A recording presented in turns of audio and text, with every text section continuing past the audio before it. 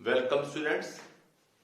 मुख्यमंत्री अभ्युदय योजना की एनडीए की मैथ्स क्लास में हम लोग फिर एक साथ लास्ट क्लास हम लोगों ने प्रोबेबिलिटी की थी और प्रोबेबिलिटी में बेसिक कॉन्सेप्ट सैंपल स्पेस से लेकर के mutually exhaustive, exclusive, sure events, impossible events और बहुत सारी बातें हम लोगों ने देखी थी।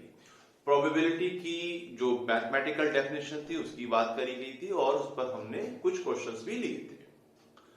चलिए आज शुरू करते हैं। आज हम लोग कंडीशनल प्रोबेबिलिटी को डिस्कस करेंगे और उससे पहले कुछ छोटी छोटी थ्योरम्स जिनका हम प्रोबेबिलिटी में यूज करेंगे। तो सबसे पहले बात करते हैं, एक थ्योरम है, late A and B are two events associated to any random experiment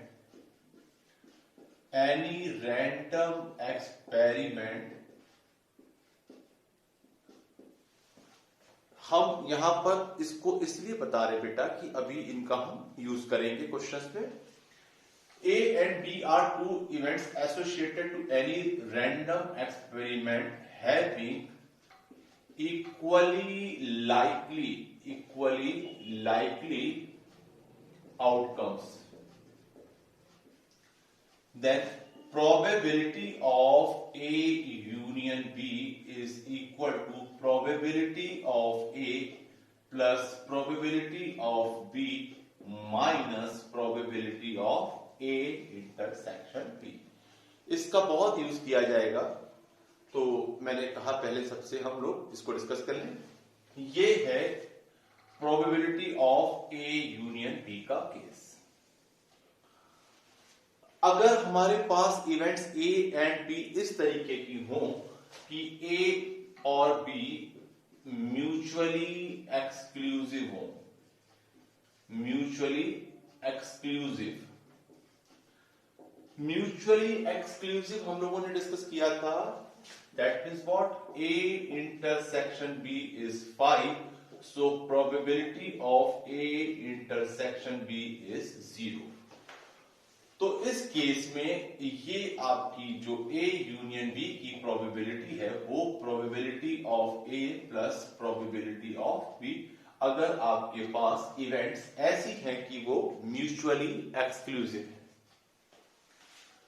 अगर हम तीन इवेंट्स की बात करें, A union B union C, तो हम यूज करेंगे probability of A plus probability of B plus probability of C minus probability of A intersection B minus B intersection C minus probability of C intersection A plus probability of A intersection B intersection C।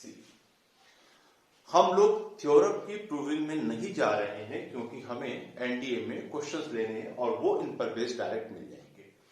चलिए, ये आपने अगर तीन की बात करी, अगर हम कहें let A1, A2, A3 and so on AN are mutually exclusive and exhaustive events associated to any random experiment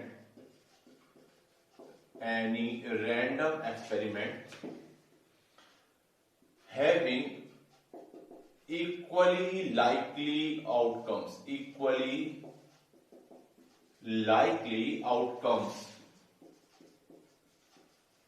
then probability of A1 plus probability of A2 plus probability of A3 and so on, probability of AN must be equal to 1।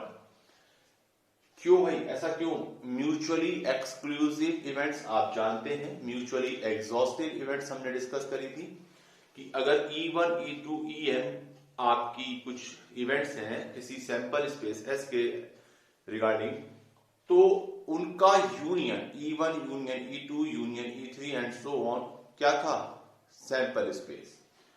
उसको use करते हुए ये हमारे पास एक result है। अगर हमारे पास ये A1 से AN तक जितनी भी इवेंट्स हैं ये mutually exclusive and exhaustive events हैं, तो probability of A1 A2 and so on must be equal to 1। Clear? ये एक रिजल्ट, दूसरा रिजल्ट और ये तीसरा रिजल्ट। इसमें एक स्पेशल केस, अगर आपके पास इवेंट्स कैसी हो, म्यूचुअली एक्सक्लूसिव, तो आपके पास ये केस तैयार था। इनका हम क्वेश्चंस में यूज करते हैं, तो हमने पहले डिस्कस कर लिया।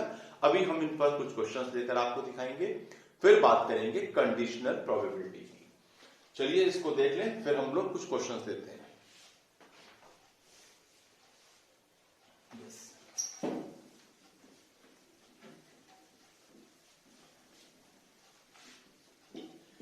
ये जो मैंने अभी थ्योरम्स आपको दिखाई, इनका अभी आप एग्जाम्पल लेकर यूज करके देखेंगे कि कैसे इनको हम क्वेश्चंस में अप्लाई करते हैं। चलिए देखते हैं, एक क्वेश्चन लेकर देखते हैं इस पर। A card is drawn from a pack of 52 playing cards.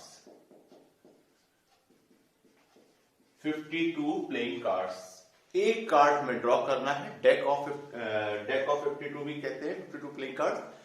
Pack of 52 playing cards, one card is drawn, a card is drawn from a pack of 52 playing cards. Find the probability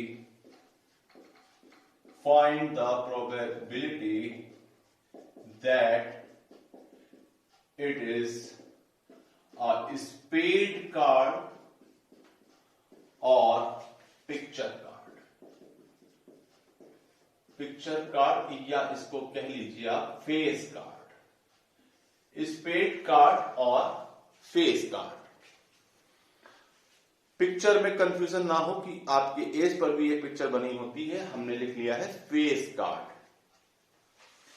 अगर आपसे बात करी जाए, हम कहें एक event ले ली मैंने जो कि स्पेड कार्ड मिलने की इवेंट है, तो probability A getting a spade card, B event मैंने ले ली getting a face card. Clear? एक इवेंट ए हमने कंसीडर कर ली कि आपको स्पेड कार्ड मिल रहा है, और बी इवेंट है गेटिंग अ फेस कार्ड। चलिए प्रोबेबिलिटी देखते हैं। प्रोबेबिलिटी ऑफ ए और b means a union b. This is what? Probability of A plus probability of b minus probability of A intersection b. Getting a spade card. Spade card कितने होते हैं बेटा? Spade card हर suit के 13 cards होते हैं playing cards में, तो spade card हो गए आपके पास 13 एंड टोटल कार्ड है 52। This is the probability of getting a spade card. Now probability of getting a face card, हमने बात करी थी जब लास्ट टाइम प्रोबेबिलिटी डिस्कस कर रहे थे। Face card king, queen and jack. King 4, queen 4 and jack 4, तो आपके पास कितने कार्ड्स हो गए फेस कार्ड? 12 अपॉन 52। एंड अगर हम बात करें कि दोनों में इंटरसेक्शन कॉमन क्या है, जो कि फेस कार्ड भी हो और स्पेड कार्ड भी हो। किंग फेस कार्ड भी है और स्पेड में भी मिलेगा आपको, क्वीन एंड जैक। तो 3 कार्ड ऐसे हैं जो दोनों में कॉमन है। इनकी प्रोबेबिलिटी हो गई 3/52। तो यहां पर हम वैल्यूज पुट कर लें। 13/52 plus 12/52 minus 3/52। This is what? 13 plus 9 52। 22/52, इसे हम लिख कर ले, this is 11 and 6. So probability is 11/26. If we draw a card from a pack of 52 playing cards, the probability of getting a spade card or face card is 11/26. I think आपको ये समझ में आ गया होगा, ये अभी हमने इसको डिस्कस किया था थ्योरम को। चलिए अब हम आपको एक क्वेश्चन और लेकर देखते हैं इस पर, और देखते हैं कि वो किस पर बेस्ड है, कैसे हम इनको सॉल्व करते हैं। चलिए नेक्स्ट क्वेश्चन हम लोग देखते हैं। There are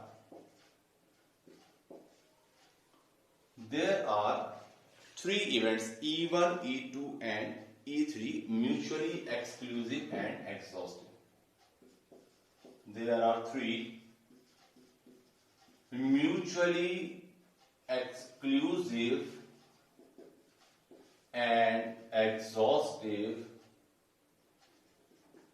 events are E1, E2 and E3।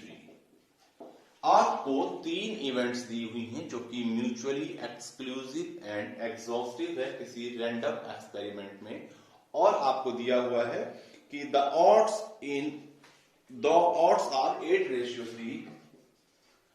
The odds are 8:3 in against E1 and in against E1. The odds are 8:3 in against E1 and 2:5 in favor of E2. Odds in against for E1 ये आपको given है, odds in favor of E2 given है, और आपसे पूछ रहे हैं then find the odds against E3. Find the odds against E3. Find the odds against E3। पहले क्वेश्चन क्लियर कर ले, फिर हम देखेंगे कि हमें क्या करना है। There are 3 mutually exclusive and exhaustive events। कौन कौन सी हैं? E1, E2 और E3। E1 के लिए आपको odds दिए हुए हैं अगेंस्ट, और E2 के लिए फेवर में दिए हुए हैं, और E3 के odds इन अगेंस्ट पूछे गए हैं। देखिए अगर आपके पास प्रोबेबिलिटी ऑफ E1 की हम बात करें, हम लोगों ने odds अगेंस्ट और फेवर पढ़े थे। अगर आपके पास A/B ये आपके पास odds हैं फेवर में, तो प्रोबेबिलिटी थी A/A+B, और अगेंस्ट में देन B हो जाएगा। प्रोबेबिलिटी ऑफ E1 की हम बात करें, यहां पर odds इन अगेंस्ट हैं, तो यहां पर प्रोबेबिलिटी हो गई 3/8+3, this is 3/11। And probability of E2 के जो odds हैं वो फेवर में हैं, that means 2/2+5, this is 2/7। E1 की प्रोबेबिलिटी हमें मिल गई, E2 की मिल गई, हमें चाहिए क्या? E3 की प्रोबेबिलिटी। आपको क्वेश्चन में दिया हुआ है mutually exclusive and exhaustive events. अभी आपने पढ़ा, अगर म्यूचुअली एक्सक्लूसिव और एग्जॉस्टिव इवेंट्स हैं बच्चों, तो probability of E1 plus probability of E2 plus probability of E3 must be equal to what? 1। तो यहां से हम प्रोबेबिलिटी ऑफ E3 कैलकुलेट कर लेंगे, 1 minus probability of E1 minus probability of E2। This is what? 1 minus 3/11 minus 2/7। इसको आप LCM ले लें और सॉल्व कर लें तो हमें क्या मिल जाएगा? This is what? अपॉन में 77 minus 21 minus 22. This is for ये आप ऐड कर लें तो ये हो गया 77 minus 43 upon 77, this is 34 upon 77 जो हमें मिला, this is the probability of E3। बच्चों प्रोबेबिलिटी ऑफ E3 तो मिल गई, बट हमसे पूछा गया है find the odds against E3। आप जानते हैं ऑड्स अगेंस्ट ये होता है 1 minus probability of E3 ratio probability of E3। 1 minus probability of E3 ratio probability of E3, this is the odds in against. चलिए इसको हम इधर सॉल्व कर लेते हैं, थोड़ा सा स्पेस हमारे पास यहां पर है, इसको हम यहां बना लेते हैं। देखिए आपके पास प्रोबेबिलिटी ऑफ E3 आपको मिल चुकी है, तो प्रोबेबिलिटी ऑफ E3 को 1 माइनस आपने 34/77 रेशियो 34/77, यहां आप सॉल्व कर लें तो यह है 43/34। This is the odds against E3 जो कि आपसे डिमांड की गई थी क्वेश्चन में। यस, क्लियर हो गया होगा। देखिए फिर से समझ लें, आपके पास probability of E1 and E2 निकालने के लिए ऑड्स अगेंस्ट एंड फेवर में दिए हुए थे, उनसे हमने E1 और E2 कैलकुलेट कर लिया। प्रोबेबिलिटी ऑफ E3 के लिए एक क्वेश्चन में हिंट दी गई थी कि ये म्यूचुअली एक्सक्लूसिव एंड एग्जॉस्टिव है। Mutually exclusive and exhaustive event की कंडीशन अप्लाई करके हमने प्रोबेबिलिटी ऑफ E3 फाइंड कर लिया। ऑड्स इन अगेंस्ट चाहिए था, that means 1 minus probability upon probability. Yes, आपके पास ये निकल कर आ गया 43/34। क्लियर? चलिए कुछ क्वेश्चंस देखते हैं, फिर हम लोग कंडीशनल प्रोबेबिलिटी की बात करेंगे और कंडीशनल प्रोबेबिलिटी पर क्वेश्चंस लेते हैं। इसको हम इरेज करते हैं।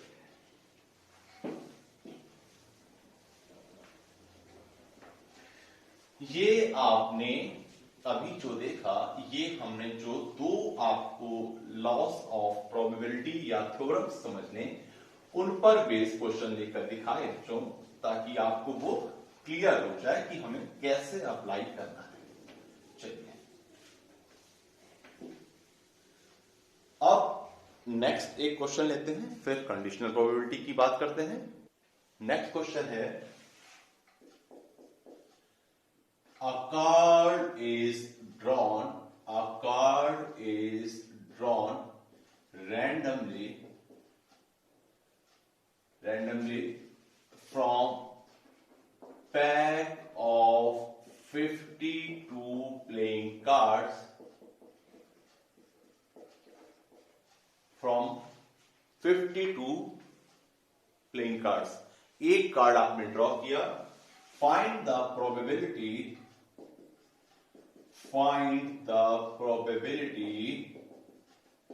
Of getting a king or a hard card or a red card। आप इसको पहले अच्छे से समझ लें क्वेश्चन को कि क्वेश्चन में क्या दिया हुआ है, फिर हमें क्या अप्लाई करना है हम उसको देखेंगे। देखिए, अ कार्ड इज ड्रॉन, आपको एक कार्ड ड्रॉ करना है और चाहिए किसकी प्रोबेबिलिटी, गेटिंग अ किंग और हार्ड और अ रेड कार्ड। क्लियर? एक कार्ड आपने ड्रॉ किया, वो एक किंग या हार्ड कार्ड या रेड कार्ड होता है, इसकी आपको प्रोबेबिलिटी फाइंड करनी है। देखिए अच्छे से समझने, पहले ए, अगर हम ए को ले लें, getting a event of getting a king, clear, and B हमने ले लिया, बी गेटिंग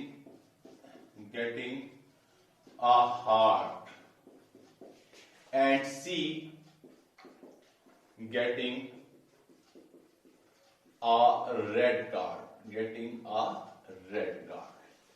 देखिए 3 इवेंट्स यहां पर बन गई आपके पास। एक हो गई किंग, गेटिंग अ किंग, दूसरी है getting a heart card, and third is getting a red card. अब आप देखें दोनों में इंटरसेक्शन की बात कर लें, ए इंटरसेक्शन बी, किंग भी हो और हार्ड, दोनों में इंटरसेक्शन मींस क्या कि king of heart. A intersection B क्या हो गया, गेटिंग, मैं इसको शॉर्ट में लिख दे रहा था, getting a king of hard, king of hard. और अब अगर आप देखें बी इंटरसेक्शन सी की बात करें, B means what, getting a heart card या रेड कार्ड। हार्ड के जो कार्ड है वो सारे के सारे आपके रेड होते हैं, तो क्या होगा, इनका और इनका intersection, this is the subset of this one, तो पूरा पूरा यही मिल गया हमें, getting a heart. C intersection A की बात करें या ए इंटरसेक्शन सी बोले, ए इंटरसेक्शन सी, किंग भी हो और रेड कार्ड भी हो, गेटिंग अ किंग या यू कहते हैं रेड किंग, रेड किंग दो हो सकते हैं, डायमंड का और हार्ड का।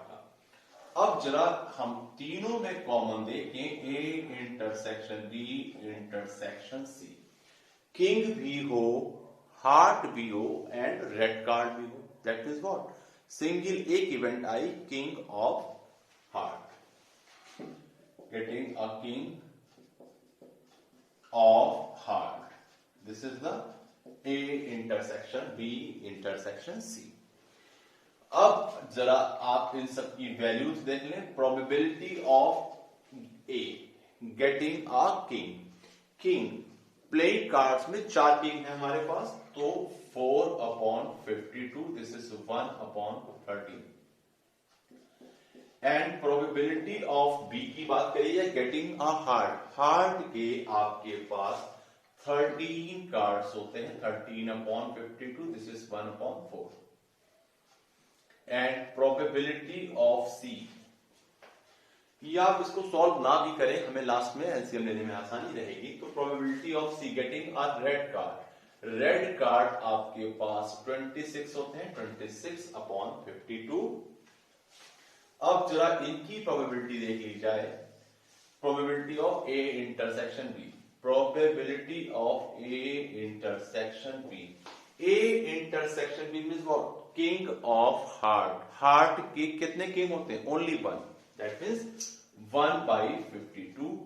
And probability of B intersection C, B intersection C is what, getting a heart card, heart के आपके पास 13 cards. And probability of C intersection A getting a red king, red king हमारे पास 2 है, तो 2/52। And probability of A intersection B intersection C getting a king of heart, that means फिर वही 1/52, क्योंकि किंग हार्ट का सिर्फ और सिर्फ एक ही मिलेगा आपको। अब जो आपको चाहिए था वो था probability of A union B union C, और मीन्स यूनियन। चलिए देख लें, फॉर्मूले को अप्लाई कर दें। फॉर्मूला था हमारे पास probability of A plus probability of B plus probability of C minus A intersection B, B intersection C, C intersection A plus probability of A intersection B intersection C. सारी values हम पहले ही calculate कर चुके हैं, हमें इसको सिर्फ यहां पर देखना है पुट करके। This is 4/52 plus 13/52 plus 26/52 minus A intersection B is 1/52, B intersection C is 13/52 minus 2/52 and plus 1/52। ये इसीलिए मैंने इसको यहां पर कैंसिल ना करके एलसीएम सेम रखने के लिए किया था। This is 52 4 plus 13 plus 26 minus 1 minus 13 minus 2 plus 1 minus 1 plus 1 cancel minus 13 plus 13 cancel आपके पास क्या बचा 30 minus 2 this is 28 by 50 28 by 52 इसको सॉल्व कर लें this is 7 by 13 so the answer is 7 by 13। Question बहुत अच्छा था, इसमें आपको 3 इवेंट्स थी और तीनों को देखते हुए हमें अप्लाई करना था, तो आप इसको अच्छे से फिर से समझ लें एक बार। जो आपके पास आंसर आया वो तो आपको मिल गया 7 बाई 13 जो लिखा हुआ है। समझ लें एक कार्ड हमें ड्रॉ करना है from the pack of 52 playing cards और वो किंग होता या हार्ट कार्ड होता या रेड कार्ड, इसकी आपसे प्रोबेबिलिटी पूछी गई है।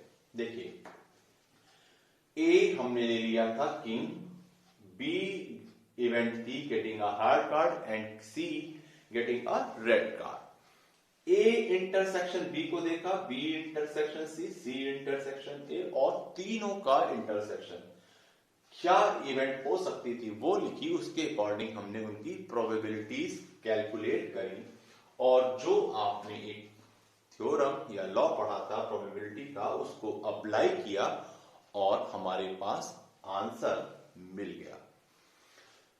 आई होप कि आपकी समझ में आ गया होगा अच्छे से, और जितने भी हमने आपके पास थ्योरम्स लिखी थी उन पर बेस्ड क्वेश्चंस आपको करके दिखाए। चलिए अब देखते हैं कंडीशनल प्रोबेबिलिटी की बात करते हैं। कंडीशनल प्रोबेबिलिटी पर क्वेश्चंस मिलते हैं, बहुत आते हैं, और कंडीशनल के साथ उसके बाद फिर मल्टीप्लिकेशन थ्योरम है और इंडिपेंडेंट इवेंट्स। आज हम कंडीशनल प्रोबेबिलिटी भी कवर करने की पूरी कोशिश करेंगे कि हम आज के लेक्चर में कंडीशनल प्रोबेबिलिटी तक खत्म कर लें। चलिए तो देखते हैं कंडीशनल प्रोबेबिलिटी। कंडीशनल प्रोबेबिलिटी क्या है इसको अभी हम आपको बताते हैं। कंडीशनल प्रोबेबिलिटी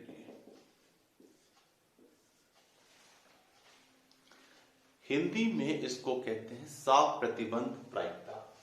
क्या मतलब हुआ, इसको लिखते कैसे पहले देख लें फिर हम बात करते हैं। Probability of A given B, इसको बोलते हैं probability of A given B. That means what, एक इवेंट ऑलरेडी बात करते हैं कंडीशनल प्रोबेबिलिटी को समझने की। आपने एक किसी क्लास में देखा कुछ बच्चे फेल हैं, उन बच्चों में से हमने एक बच्चा या पूरी क्लास से एक बच्चा सिलेक्ट किया और वो किसी सब्जेक्ट में सपोज केमिस्ट्री में फेल था। इस बात की क्या प्रोबेबिलिटी है कि वो फिजिक्स में भी फेल होता। क्लियर है, एक इवेंट हो चुकी है, दूसरी इवेंट अब होती, इसकी क्या प्रोबेबिलिटी है, दिस इज कंडीशनल प्रोबेबिलिटी। और इसको क्या पढ़ते हैं मैंने आपको बताया, probability of A given B. क्या मतलब है इसका, मतलब है probability of occurrence of event A given that event B has already, एक इवेंट एक आपको बताई गई है ए, उसकी अकरेंस पूछी जा रही है और बी इवेंट आपकी जो है वो ऑलरेडी अकर, एक घटना भी ऑलरेडी घट चुकी है। अब ए इवेंट की प्रोबेबिलिटी क्या है कि वो घटना घटती। क्लियर, चलिए इसके फॉर्मूले की बात कर ली जाए। This is probability of A given B. हम लिखते हैं probability of A intersection B upon probability of B, provided probability of B should not be equal to 0। Probability of B should not be equal to 0। Clear? यहां पर आपको ये probability of A given B की बात है। अगर आपसे पूछा जाए, इसको रिवर्स कर दें, probability of B given A, then B intersection A intersection B या B intersection A both are same thing, upon में प्रोबेबिलिटी ऑफ ए आ जाएगा, that means probability of A should not be equal to 0। This is the conditional probability. Clear? Probability of occurrence of any event A given that event B has already occurred। ये चलिए इस पर questions लेते हैं, फिर आपको clear करते हैं कि आपको ये कैसे सॉल्व करनी है। हमारे पास एक क्वेश्चन है, a die is thrown twice। a die is thrown twice, एक पासे को आपने दो बार फेंका, a die is thrown twice and the sum of the numbers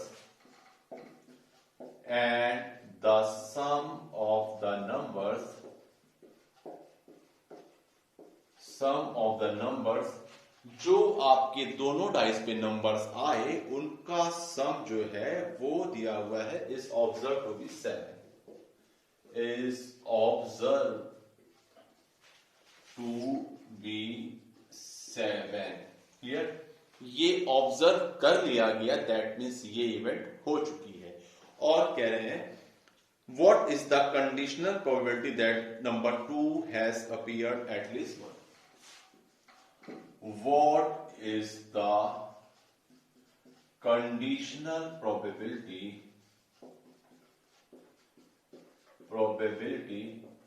that number 2 is appeared at least once। Clear? Question पहले समझ लें, फिर हम आपको इसको अच्छे से एक्सप्लेन कर दें। A die is thrown twice, एक डाई को हमने एक पासे को दो बार थ्रो किया, and the sum of the number is observed 7। दोनों नंबर्स, दो पासे जब आप फेंकेंगे, दोनों के फेस जो ऊपर आए उनका सम 7 है, ये ऑब्जर्व कर लिया गया, that means this is the given event. What is the conditional probability that number 2 is appear. Number 2 is appear at least once, कम से कम एक बार पासे पर 2 आया होगा, ये आपको बताना है। चलिए, तो सबसे पहले हम A और B मेंशन कर लें। A मीन्स जो हमें फाइंड करना है, क्या फाइंड करना है? Conditional probability that number 2 is appeared at least one. Number 2 is appeared at least once and event B is what? जो इवेंट ऑलरेडी हो चुकी है, that is what? The sum of the numbers is 7. The sum of numbers is 7। Clear? A event वो है जो आपको find करनी है, B इवेंट A इवेंट वो है जिसकी हमें प्रोबेबिलिटी फाइंड करनी है, और B इवेंट वो है जो कि ऑलरेडी हो चुकी है। चलिए, तो पहले जरा A और B मेंशन कर लें, फिर हम बात करेंगे कि A इंटरसेक्शन B क्या है, उसके अकॉर्डिंग काम करते हैं। तो सबसे पहले A तो आपके पास है the number 2 is appeared at least one. Eight least one means क्या हुआ? फर्स्ट पासे पर 2 आ जाए, सेकंड पे कुछ भी आता रहे 1 to 6, या सेकंड पे आ जाए, that means what? First die पर 2, सेकंड पे 1, 2, और आपने कहा है एट लीस्ट वंस, तो 2 और 2 भी हो सकता है, दो बार भी आ सकता है। 2 2 2 3 2 4 2 5 एंड 2 6, ये हो गया आपके पास। ये आपने इवेंट A लिखी, अभी देख रहे हैं इसमें हम 2 1 2 2 2 3 2 4 2 5 2 6, ये तो 2 आपका फर्स्ट डाई पे था। हो सकता है कि 2 आपका सेकंड डाई पर होता, 2 और 2 ले चुके हैं, 3, 2, 4,2, 5,2 एंड 6,2। ये आपके पास इवेंट ए मैंने लिख ली, और इवेंट बी क्या थी जो कि गिवन है, the sum of number is observe to be 7। 7 कैसे आ सकता है, 1 और 6 के कॉम्बिनेशन में, 6 और 1 के साथ, या 2 और 5, फर्स्ट पे 5 सेकंड पे 2, फर्स्ट पे 3 सेकंड पे 4, या फर्स्ट डाई पे 4 सेकंड पे 3। ये ऑप्शंस वो हैं जिनमें कि आपके पास सम 7 मिल जाएगा। अब जरा इनका इंटरसेक्शन देखा जाए, ए इंटरसेक्शन बी। 2 1 नहीं है, 2 2 नहीं है, हमारे पास क्या क्या मिलेगा, 2 5 मिल रहा है, वेरी गुड, 5 2 मिलेगा।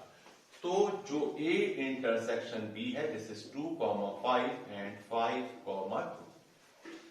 चलिए, probability of A given B हमें फाइंड करनी थी। Probability of A intersection B upon probability of B. A intersection B की प्रोबेबिलिटी क्या हो जाएगी, 2/36। क्यों 36? क्योंकि number of sample space when 2 dice are thrown 6 into 6, ये हमें मालूम है।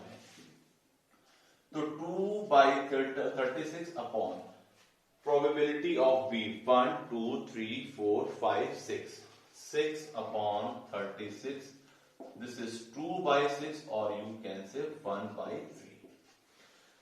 This is the probability of getting number 2 at least once. Clear है? एक पासे को 2 बार आपने थ्रो किया और देखा कि उनका सम 7 आ चुका है। इस बात की क्या प्रोबेबिलिटी है कि उन पर किसी एक पासे पर कम से कम एक बार 2 आया। क्लियर? चलिए, this is the example of conditional probability जो कि मैंने आपको अभी दिखाया। कुछ और एग्जांपल्स लेकर के कंडीशनल प्रोबेबिलिटी को समझते हैं हम लोग। ये आपने एक एग्जांपल लिया था और हमने इसको सॉल्व किया कि कंडीशनल प्रोबेबिलिटी कैसे फाइंड करते हैं। देखिए,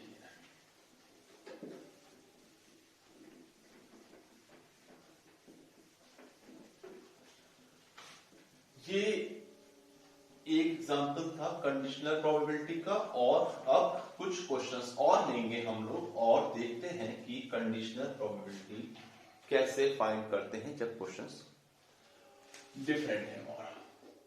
चलिए, एक क्वेश्चन और है हमारे पास। एक क्वेश्चन लेते हैं, 2 coins are tossed, 2 coins are tossed। आपके पास एक इवेंट गिवन है E, tail appears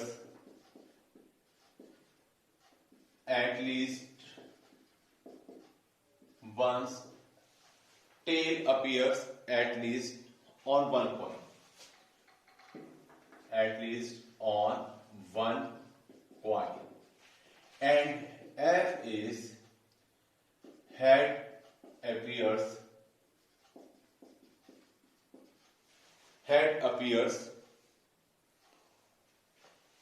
at least on one coin। चलिए, जरा सबसे पहले सैंपल स्पेस देख लें। हेड हो सकता था हमारे पास, हेड के साथ टेल हेड या टेल। क्लियर? यहां पर जो आपके पास ई है, that is tail appears at least on one coin. कम से कम एक सिक्के पर tail, that is what, head tail हो सकता था, टेल हेड, या दोनों पर आ जाता, क्योंकि एट लीस्ट की बात करी गई है तो 1 कॉइन और more than 1 coin. F head appears at least on 1 coin, head tail, tail head और head head.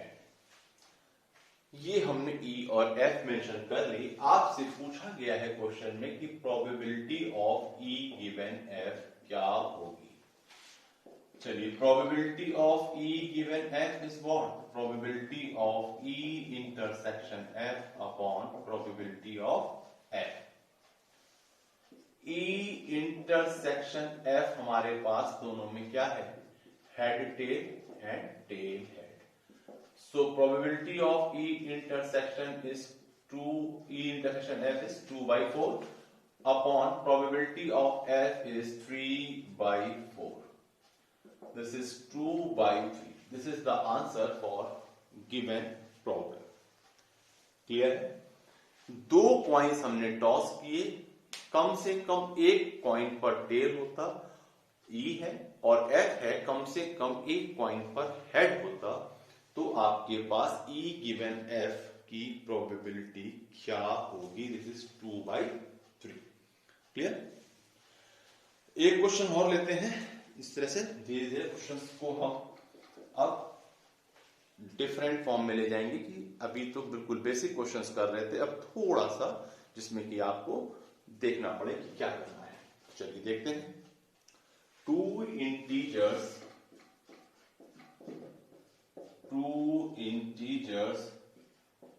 Are selected two integers are selected from integers selected at random from integers 1 to 11, 1 2 3 up to 11. Clear? Two integers are selected at random from integers 1 to 11. If the sum is even, find the probability. If the sum is even, find the probability. Find the probability that both numbers are odd. Both numbers are odd. Clear? Question को समझने पहले फिर solve करना शुरू करें। Two integers are selected at random from integers 1 to 11। Question इस form में लिखा होगा आपके पास 1 to 11, तो भी वही बात है और मैंने जैसे लिख दिया था तो भी वही है। क्वेश्चन आपको कह रहा है कि आपके पास 1 to 11 नंबर्स हैं और इंटीजर नंबर्स हैं, वहां से आपको कोई दो नंबर सेलेक्ट कर लेते at random. If the sum is even, that means क्या गिवन है कि उन दोनों नंबर्स का सम इवन है। Find the probability that both numbers are odd, और आपको ये देखना है कि इस बात की क्या प्रोबेबिलिटी होगी कि जो दो नंबर आपने सेलेक्ट किए दोनों के दोनों ऑड होंगे।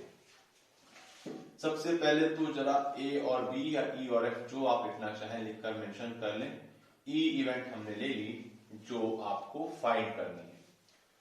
Both numbers are odd and F जो गिवन है वो है the sum is even. Clear? The sum is even. अब हमें जो फाइंड करना है बच्चों वो है probability of E given F. E given F कैसे फाइंड करेंगे? आपके पास जो फॉर्मूला है वो है probability of E intersection F upon probability of F. ये हमें फाइंड करना है। क्लियर? तो थोड़ा सा इसमें आप देखें, यहां पर आपको हल्की सी मेहनत करनी है और देखना है कि कैसे सॉल्व करें, क्योंकि यहां पर डाइस या आपके पास क्वाइंस नहीं है कि हमने हेड टेल टेल हेड लिख लिया। यहां आपको 1 से 11 तक इंटीजर्स हैं, उनमें से दो नंबर्स चाहिए और उनका सम इवन होता तो जो दोनों नंबर आपने सेलेक्ट किए थे वो ऑड होते। इसकी क्या प्रोबेबिलिटी है? चलिए पहले तो समझ लें कि जो गिवन है द सम इज इवन, वो इवन कैसे हो सकता है। देखिए, अगर मैं आपसे कहूं कि odd plus odd odd number plus odd number करें तो क्या मिलता है? Even number. क्लियर? इवन, ये आप जानते हैं, odd plus odd. Odd means what? 3 plus 5 is what? 8। 8 is even. या अगर हमारे पास इवन प्लस इवन होगा तो भी हमें इवन मिलेगा। दो नंबर जो हमने सेलेक्ट किए वो दोनों के दोनों ऑड होते तो हमारे पास सम इवन होता, या दोनों के दोनों इवन होते, दोनों इवन तो इवन सम मिलेगा, दोनों ऑड तो सम हमारे पास इवन हो जाएगा। बट अगर एक नंबर हमने ऑड और एक नंबर इवन देखा होता, इवन नंबर इवन सम कैसे मिलेगा देखते हैं। 1 से लेकर अगर हमारे पास 11 तक के नंबर हैं तो इसमें से दोनों के दोनों ऑड होते तब सम इवन हो जाता, या दोनों के दोनों इवन होते तब सम इवन हो जाता। 1 to 11 देखिए, मैं यहां लिख रहा हूं आपके पास 1 2 3 4 5 6 7 8 9 10 11 even even even even even 1 2 3 4 5 5 number आपके पास इवन है और 6 नंबर ऑड है। तो अगर हम number of outcomes in F की बात करें, number of outcomes in F, number of outcomes in F, that means number of elements in F. In events की बात करें 3, 4 और 5, इन 5 में से कोई भी दो नंबर आपने सिलेक्ट कर लिए होते तो सम इवन होता, या और मीन्स प्लस 6C2 इस जो हमारे पास ये ऑड नंबर है, इनमें से अगर हमने दो नंबर लिए होते तो भी सम हमारे पास इवन होता। That means what? 5C2 plus 6C2, ये हमारे पास total number of elements in F. इसको सॉल्व कर लें जरा सा। Factorial n upon factorial r factorial n minus r, factorial n upon factorial r और फैक्टोरियल n माइनस r का फॉर्मूला अप्लाई करते हुए, दिस इज व्हाट? फैक्टोरियल 5 में से 5 और 4 आपने बाहर कर लिया तो 3 फैक्टोरियल कैंसिल, यहां पर 6 और 5 बाहर आ गया, फैक्टोरियल 4 कैंसिल, और फैक्टोरियल 2 को लिख सकते हैं 2। This is 2 and this is 3, तो ये हो गया 10 plus 15, this is 25। Number of outcomes in F हमारे पास आ गए 25। और अभी हम देखते हैं जरा सा ई में, जरा ये ऊपर वाला क्वेश्चन हम लोग इरेज कर लें, यहां पर हमारे पास इस क्वेश्चन को सॉल्व करने के लिए स्पेस अवेलेबल हो जाएगा। चलिए देखिए, हम लोगों ने number of outcomes in F calculate कर लिया, दैट इज 25। क्लियर? तो नंबर ऑफ एफ हमारे पास एलिमेंट्स इन एफ इज 25। अब बात करें अगर हम number of outcomes in E क्या था? Both the numbers are odd, सिर्फ और सिर्फ ऑड नंबर अगर सिलेक्ट करने हो तो 6C2 और 6C2 को हम लोग सॉल्व कर लें। Factorial n upon factorial r, n minus r 6 5 factorial 4 cancel, this is 15। Yes, ये आपको समझ में मेरे ख्याल से आ गया होगा कि ये आपने क्या निकाला। क्लियर? चलिए अब हम देखते हैं कि probability of E given F क्या हो जाएगी। देखिए, both the numbers are odd and sum is even is intersection part of E intersection F, वो आपका यही रहेगा, that means 15। Number of outcomes in E क्या है? Both the numbers are odd, अगर दोनों नंबर ऑड हैं और सम इवन है तो इंटरसेक्शन यही तो होगा, ई इंटरसेक्शन है।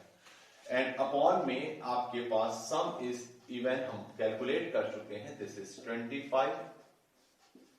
So answer is 3/5। ये क्वेश्चन अच्छा था आपके लिए। इसमें आपने ए बी या ई एफ ना इंटरसेक्शन ना लिख करके हमने उनके आउटकम्स को देखा नंबर ऑफ आउटकम से। क्लियर है? Number of outcomes in F calculate कर चुके थे। जो ई में है वही ई इंटरसेक्शन एफ में होंगे, number of E intersection F. So probability of E given F is 3/5 in this case. Question था आपके पास कि अगर आपके पास 1 से लेकर 11 तक इंटीजर्स हो और आप दो नंबर को सिलेक्ट करें, उनका सम इवन आ चुका है, इस बात की क्या प्रोबेबिलिटी है कि जो नंबर आपने सेलेक्ट किए वो दोनों के दोनों ऑड होते हैं। Clear? This is the answer is 3/5। चलिए कुछ क्वेश्चंस और देखते हैं इसके, फिर आपको कंडीशनल प्रोबेबिलिटी बहुत अच्छे से क्लियर हो जाएगी।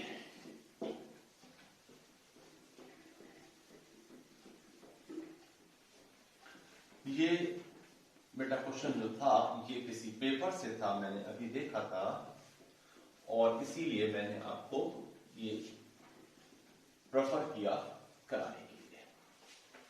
चलिए कुछ क्वेश्चंस और देखते हैं। नेक्स्ट क्वेश्चन है, if a die is thrown 3 times, a die is thrown 3 times. A die is thrown 3 times and you will have to calculate। जहां पर आपको E और F दो इवेंट्स डिफाइन है। E है 4 on third throw,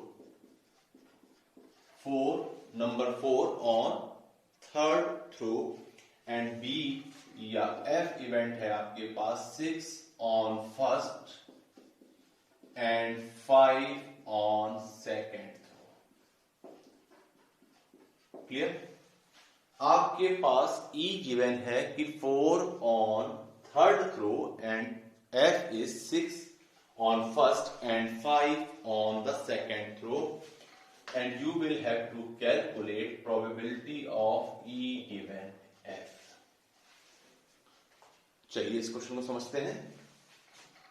number of sample space की बात करी जाए, अगर एक डाई को हम 3 बार फेंकें, first time 6 option, second time 6, third time 6 और तीनों काम साथ में करते हैं, this is 216। Number of sample point in sample space is 216।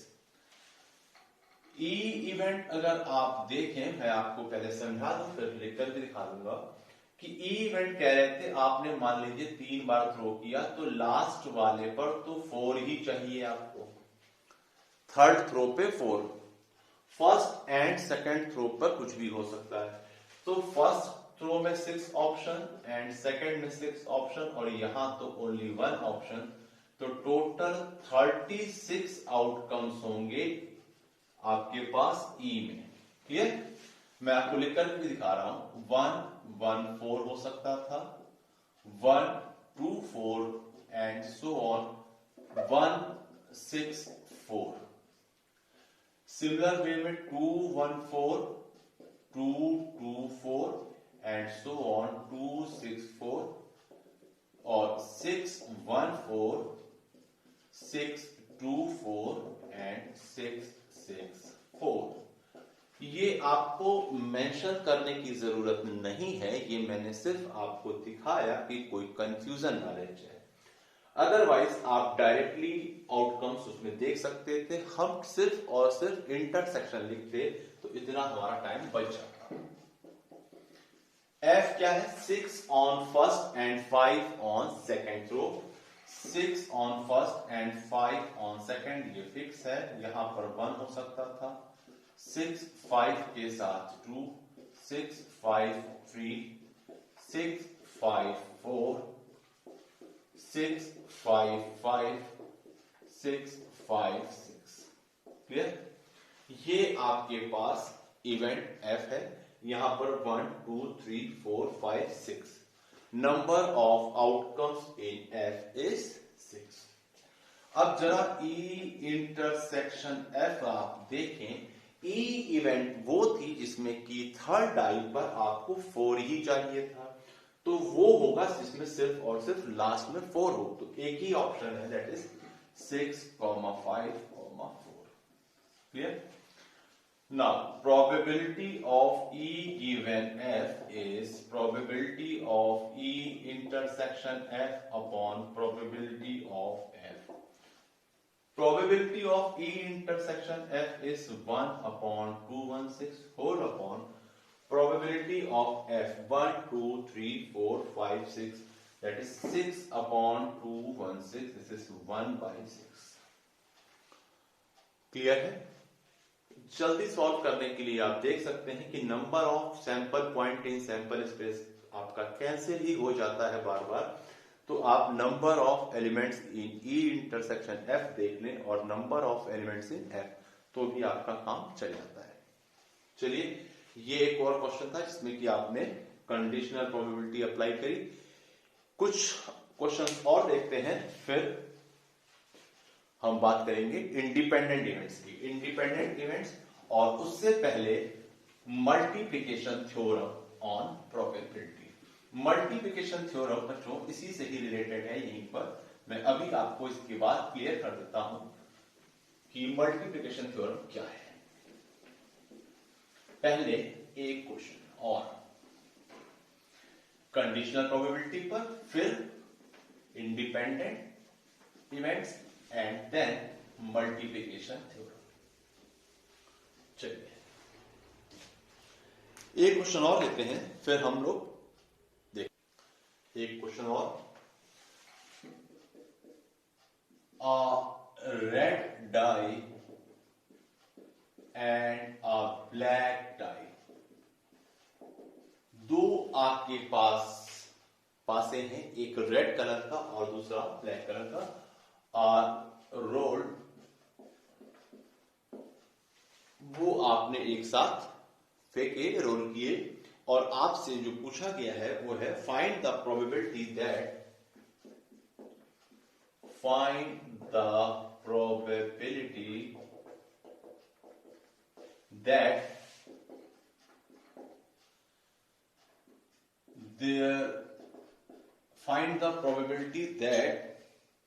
the sum of their scores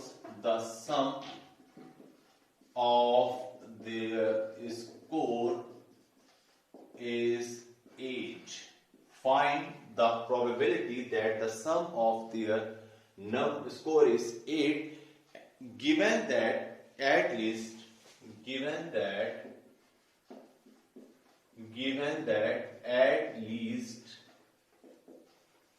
one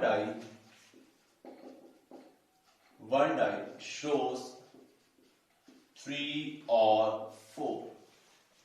question को बहुत अच्छे से समझ लें, फिर हम सॉल्व करना शुरू करेंगे. A red die and a black die are rolled. दो पासे एक साथ फेंके गए. Find the probability that the probability that the sum of their score is 8.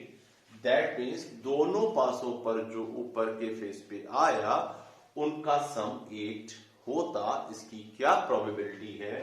Given क्या है कि at least one die shows 3 और 4. उनमें से कम किसी एक डाई पर 3 या 4 होता. चलिए जरा इसमें पहले आप लिख लें कि हमारे पास दो इवेंट्स कौन सी हैं. ए इवेंट वो जो हमको फाइंड करनी है, क्या है? Probability that sum of there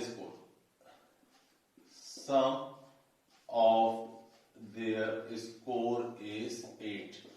ये इवेंट है, मैं लिख नहीं रहा हूं. Event of getting some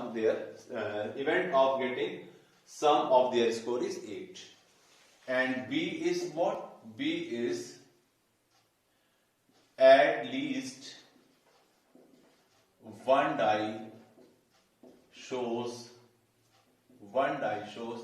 3 or 4. B is event that at least one die shows 3 or 4. जरा सबसे पहले हम बी मेंशन कर लें, फिर हम ए मेंशन करेंगे और इंटरसेक्शन देखेंगे। देखिए बी है at least one die shows 3 और 4, कम से कम किसी एक पर 3 या 4। तो पहले 3 के साथ सारे कॉम्बिनेशन देख लें। 3 और 1 हो सकता था, 3 2 3 3 3 के साथ 4 3 5 3 6। पहले डाई यानी कि जो रेड डाई है, एक किसी को रेड ले लिया और किसी को हमने ब्लैक। रेड डाई पर 3 और बाकी ब्लैक डाई पे जो भी ऑप्शन थे। अब अगर 4 होता, 4 1 4 2 4 3 4 4 4 5 4 6। 4 के साथ जितने भी कॉम्बिनेशंस थे वो ले लिए। अब इनका रिवर्स भी तो हो सकता है। ये 3 हमने रेड पे लिया था, ये ब्लैक पे भी हो सकता है। 4 जो रेड पे लिया था वो ब्लैक पे भी हो सकता है। तो इसका रिवर्स कर दें। दिस इज 1 3 2 3 3 3 हम ले चुके हैं। 4 3 ऑलरेडी लिया गया है, इसको दोबारा नहीं लिखेंगे। 5 3 एंड 6 3। अब ये वाले रिवर्स करें तो ये है 1 4 2 4 3 4 नहीं लेंगे क्योंकि ऑलरेडी लिखा हुआ है, एंड 4 4 भी लिखा हुआ है। 5 4 एंड 6 4। क्लियर? ये हमारे पास हमने बी इवेंट मेंशन कर ली। इसमें कितने सैंपल पॉइंट हैं देख लें। 1 2 3 4 5 6 7 8 9 10 11 12 13 14 15 16 17 18 19 20 20 आउटकम्स आर इन बी। ये आपको इवेंट बी मिल गई। क्लियर? अब हम बात करेंगे इंटरसेक्शन की। देखिए यहां पर ए इवेंट ना लिख करके हम डायरेक्टली ए इंटरसेक्शन बी लिखेंगे, क्योंकि सम 8 चाहिए तो, बट हमें इंटरसेक्शन से मतलब होता है, क्योंकि हमारा जो कंडीशनल प्रोबेबिलिटी है वो है probability of A intersection B upon probability of B. तो ए अलग ना मेंशन करके हम अगर सीधे सीधे ए इंटरसेक्शन बी ले लें तो हमारे पास थोड़ा सा काम कम होगा, आसान हो जाएगा। ए इंटरसेक्शन बी मींस क्या? सम 8 भी मिलता रहे और इन पर 3 और 4 आता रहे। दैट मींस इन्हीं में से वो देख ले जो सम हमें 8 दे रहे हो। यहां से सम 8 कहां मिल रहा है? यहां मिल रहा है 1। Very good. तो हमारे पास मिल गया 3,5। और कहां मिल रहा है? यहां पर कहीं नहीं। This is 4,4। ये हमारे पास सम जो दे रहा है दिस इज 4,4। और जो है वो है 5,3।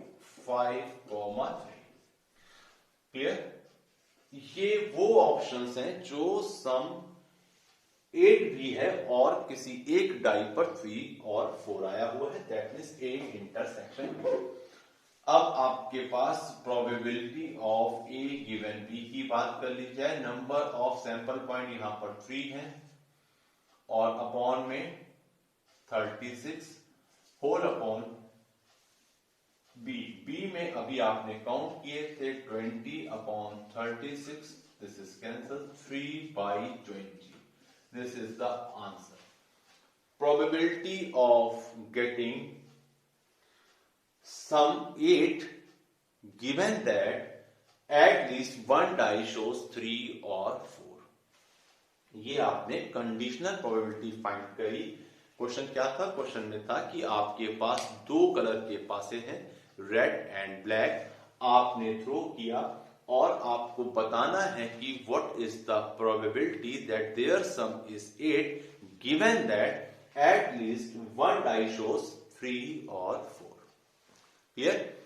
चलिए देखते हैं कुछ क्वेश्चंस और फिर कुछ क्वेश्चंस देख करके अगर बचता है टाइम हमारे पास लेक्चर में आज के, तो हम लोग इंडिपेंडेंट इवेंट भी कवर करते हैं।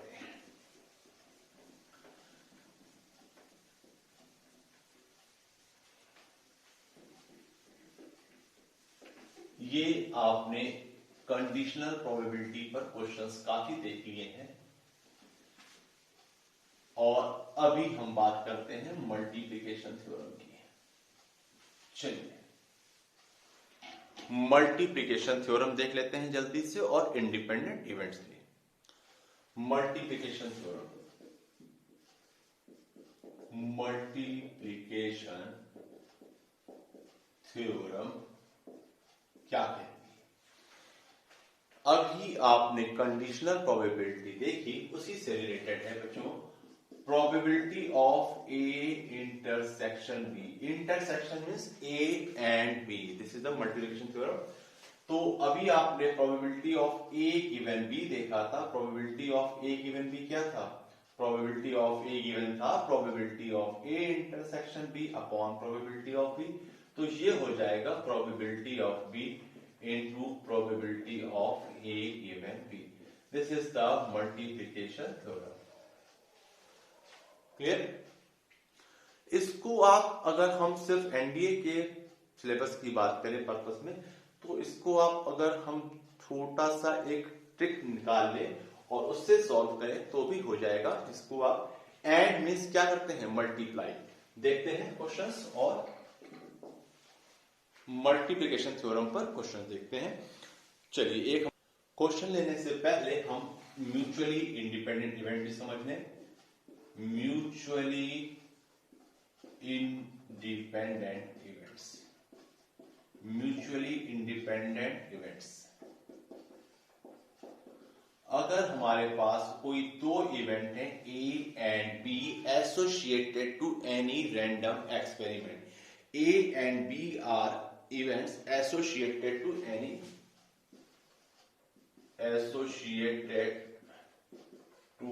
any random experiment.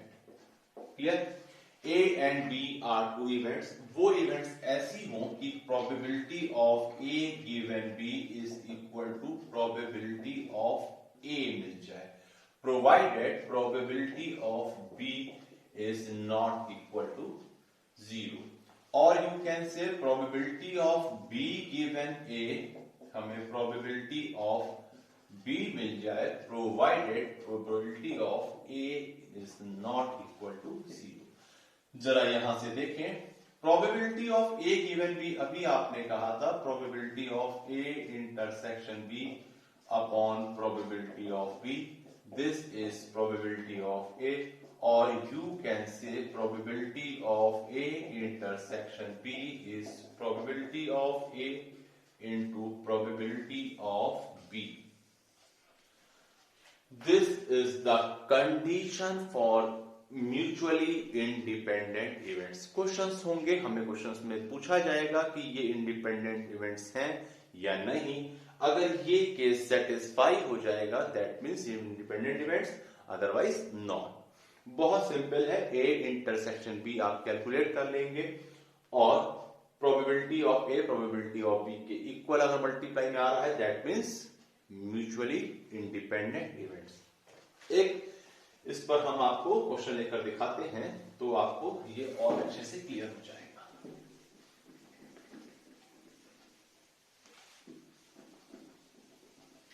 चलिए जल्दी से आप एक क्वेश्चन देख लें म्यूचुअली इंडिपेंडेंट पे, तो आपका ये कॉन्सेप्ट क्लियर हो जाएगा।